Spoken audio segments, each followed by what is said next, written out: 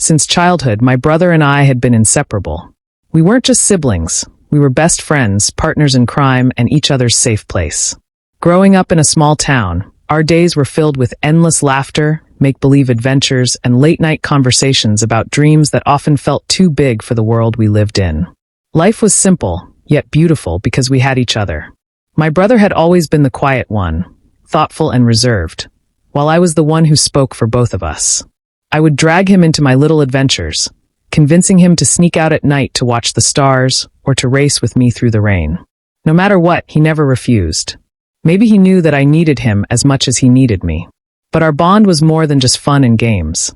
It was built on an unspoken understanding. When I scraped my knee, he was the first to hold my hand.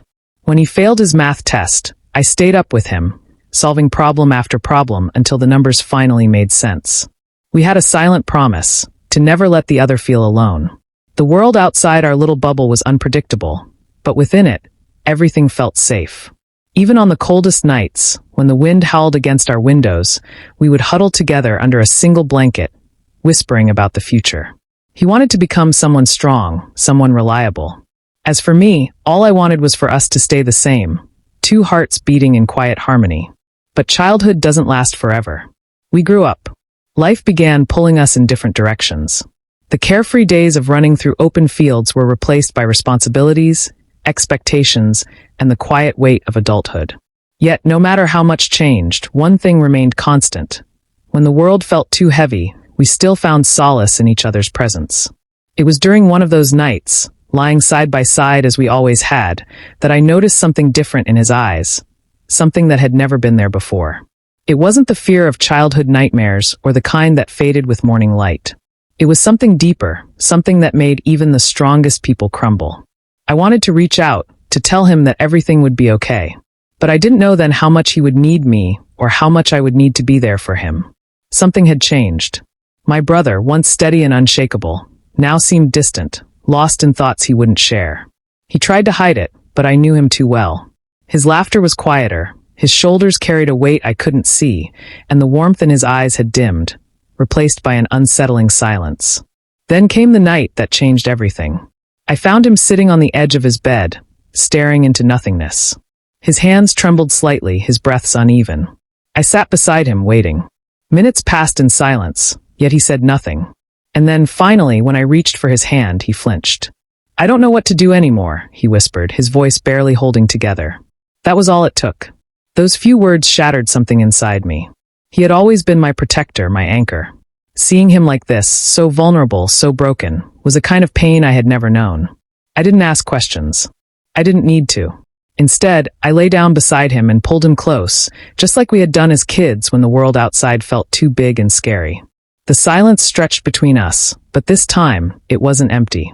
It was filled with unspoken fears, bottled-up emotions, and a quiet plea for help. "You're not alone," I murmured, staring at the ceiling. "No matter what, I'm here." For the first time in weeks, he exhaled deeply, as if those words were the only thing keeping him from drowning. I could feel the tension in his body ease, just a little. He didn't reply, but he didn't need to. His fingers curled slightly around mine, a silent acknowledgement, a small but certain sign that he was still holding on. That night, we barely slept. He talked in broken sentences, admitting to things I had suspected but never fully understood. The pressure, the expectations, the unbearable weight of trying to be strong for everyone but himself. I listened, holding on to every word as if they were fragile, afraid they would slip away if I let go. By the time dawn painted the sky in soft hues of pink and gold, something had shifted. The burden wasn't gone, but it was shared. And sometimes that was enough to keep going. As the first rays of sunlight filtered through the curtains, he turned to me. His eyes were weary but a little less lost. "Thank you," he said softly. I smiled, squeezing his hand once before letting go. "Always." The days that followed weren't easy, but they were different. He wasn't drowning in silence anymore. There were still moments, the long stares out the window, the deep sighs when he thought no one was listening. But he wasn't carrying it alone. He started talking more, even if just a little, and I held on to those small victories. I noticed the change in the way he moved, in the way he tried. He picked up his books again, determined to focus on something other than the weight in his mind. I would sit beside him, pretending to read, just to make sure he knew I was there. Because that was the promise we had made, to never let the other feel alone. He knew I was there. Sometimes I would tease him about his messy handwriting, playfully pointing out how his letters slanted unevenly across the page. He would roll his eyes in exaggerated exasperation, but I could always catch the subtle twitch at the corners of his lips, an almost smile, one he didn't quite allow himself to show. He wasn't fixed. But then again, he didn't need to be. Healing wasn't about snapping back to the person he used to be, as if nothing had happened. It was about moving forward, step by step, even when it felt impossible. And slowly he did. He started waking up earlier, stepping outside before the world was fully awake. He would walk through the quiet streets, breathing in the crisp morning air, as if he were relearning what it meant to be alive. At first, his steps were hesitant, uncertain.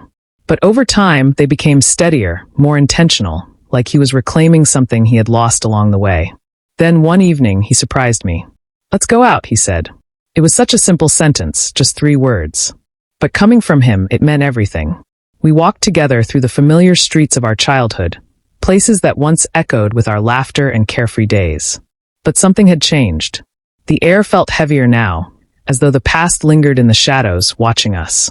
Still, it wasn't unbearable. The weight of it was different, less suffocating, more like a quiet presence that had settled into the corners of our memories. We found a bench, one we used to sit on long ago, back when life felt simpler. The city lights flickered around us, casting reflections on the pavement like scattered stars. He turned to me, his expression thoughtful. "Do you ever think about the future?" "All the time," I admitted. He hesitated, looking down for a moment before meeting my gaze again. "I don't know what mine looks like anymore." I held his gaze, steady and certain. "Then we'll figure it out together." For the first time in a long time, he didn't look away. He just nodded, a small, almost imperceptible shift, but I saw it, I felt it. It was the moment he finally let himself believe that he didn't have to face the future alone. The journey wasn't over, not by a long shot. But he was walking again. And for now, that was enough. Years passed. Life moved forward, as it always does. The struggles that once felt insurmountable became distant memories, softened by time. The pain that had threatened to consume him slowly faded, not into nothingness, but into something else, something less sharp. It became a lesson, a scar that no longer bled. He found his way, little by little, carving out a life that felt like his own. I watched as he grew into someone stronger. Not because he had erased his past, but because he had learned how to live with it. There were still difficult days. Moments when the past crept back in, whispering doubts and fears, clinging to him like shadows. But he had learned not to let them define him. He had learned to breathe through them, to remind himself that he wasn't alone. And I was always there, just as I had promised. One night, after a long day, we sat together like we used to. The air between us was calm, the kind of silence that didn't feel empty but instead full. Full of unspoken understanding, of all the things we had never needed to say out loud. "Do you ever think about those nights?" he asked suddenly. I didn't need to ask which ones. I knew. I nodded. "Yeah." His fingers traced the edge of the blanket absent-mindedly, a quiet gesture lost in thought. "I don't know what would have happened if you hadn't been there." I smiled, nudging him lightly. "You would have found your way. You always do." He shook his head, but this time, there was no doubt in his eyes, only a rare, quiet honesty. A small, genuine smile formed on his lips. "Not without you." There was no need for embellishment, no need to pretend. We had been through too much for that. Life wasn't perfect, and maybe it never would be. But as we sat there, side by side, I knew one thing for certain: we had made it through. Together. And that was enough. The years continued to pass. Life grew busy. New people came and went, new responsibilities, new routines. But no matter how much changed, we always found our way back to each other. Our bond wasn't just something born from childhood memories. It was something unshakable, something that time couldn't touch. He had become someone others could rely on. Strong, confident, steady. But I knew the truth. Strength wasn't about never falling. It was about knowing who would catch you when you did. And he had learned that lesson the hard way. One evening, as we sat together, wrapped in the warmth of familiarity, he spoke softly. "You ever wonder what life would be like if things had been different?" I glanced at him, already knowing what he meant. If things had been easier. If pain had never touched us the way it did.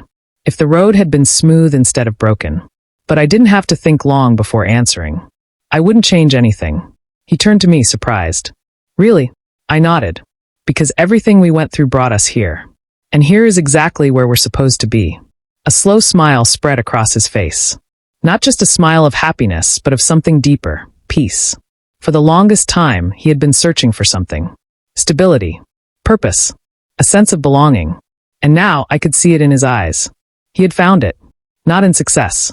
Not in the approval of others. But in the quiet certainty that no matter what happened, he was never truly alone. And neither was I.